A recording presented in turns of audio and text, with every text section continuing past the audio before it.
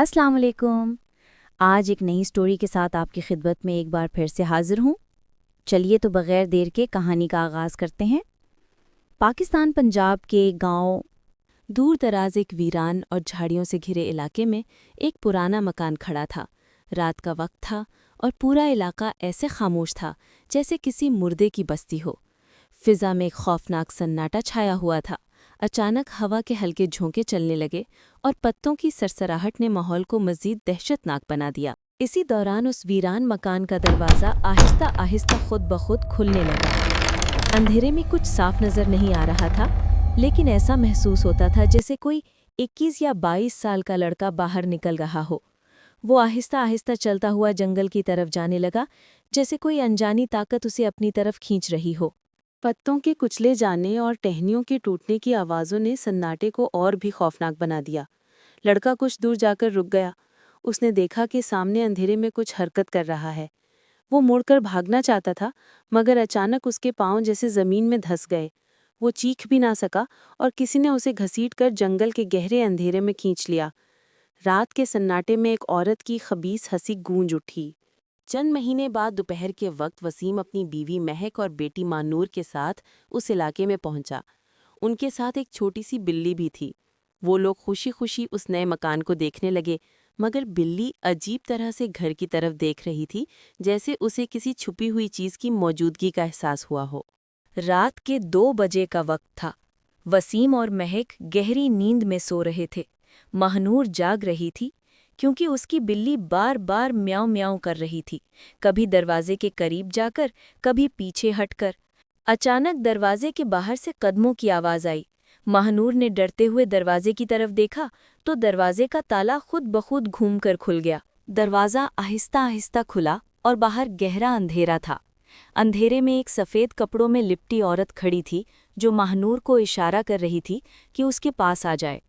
बिल्ली ने महनूर की फ्रॉक को दांतों से पकड़कर पीछे खींचना चाहा, मगर महनूर के छोटे कदम आगे बढ़ गए। इसी लम्हे दरवाज़ा खुद ब खुद बंद हो गया। अगले दिन महक गुस्से में बोली, मैं नहीं जानती, मगर ये बिल्ली मनहूस है, आज इसे खाना नहीं दूंगी। बिल्ली खामोशी से एक कोने में जा बैठी। बाहर आंगन में झूला हवा में हिल रहा था। महनूर झूले को देखती रही, जबकि महक बावर्ची खाने में मसरूफ थी। बिल्ली दोबारा दरवाजे की समत देखने लगी, जैसे उसे कुछ महसूस हो रहा हो। रात के 10 बजे थे। महनूर बिस्तर पर सो रही थी। महक आईने के सामने अपने बाल बना रही थी, जबकि वसीम लैपटॉप पर काम कर रहा था। महक ने कहा, मैं कल उस मनहूस बिल्ली को घर से निकाल दूंगी। कल अगर मैं वक्त पर ना पहुंचती तो पता नहीं क्या हो जाता। वसीम ने समझाने की कोशिश की, मगर वो चुप ना हुई। रात के वक्त बिल्ली को लेकर वो झाड़ियों की तरफ गया और दिल पर पत्थर रखकर उसे छोड़ आया। दोपहर का वक्त था। महक सोफे पर बैठे बैठे सो गई। महनूर अपनी गुड़िया से खेल रही थी कि अचानक उसकी नज़र ऊपर जीने पर पड़ी। ऊपर घुप अंधेरा था, मगर धुंधले अंधेरे में उसे एक सफ़ेद साया नजर आया। फिर एक औरत की नरम आवाज़ गूंजी, महनूर। महनूर ने ऊपर देखा। जीने के आखिरी सीढ़ी पर एक औरत खड़ी थी, जिसके बाल हवा में लहरा रहे थे। माथे पर बड़ा सा लाल टीका, चेहरा जर्द और खौफनाक। सफ़ेद साड़ी हवा में उड़ रही थी। उसने दोनों हाथ फैला रखे थे, जैसे महनूर को गोद में लेने के लिए बुला रही हो। महनूर डरते डरते चंद सीढ़ियां चढ़ी ही थी कि पीछे से माँ की आवाज़ आई, ऊपर कहाँ जा रही हो? उसने मुड़कर देखा, ऊपर कोई नहीं था। रात के 2 बजे खिड़की आहिस्ता आहिस्ता खुलने लगी। महनूर जागी। बाहर चांद की सफ़ेद रोशनी फैली हुई थी। फिर उसने सुना कोई उसे नाम से पुकार रहा है, महनूर। वो आहिस्ता से उठकर खिड़की के पास गई। बाहर वही औरत खड़ी थी, दोनों हाथ फैलाए, चेहरे पर खौफनाक मुस्कुराहट लिए। महनूर के कदम खुद ब खुद आगे बढ़ने लगे।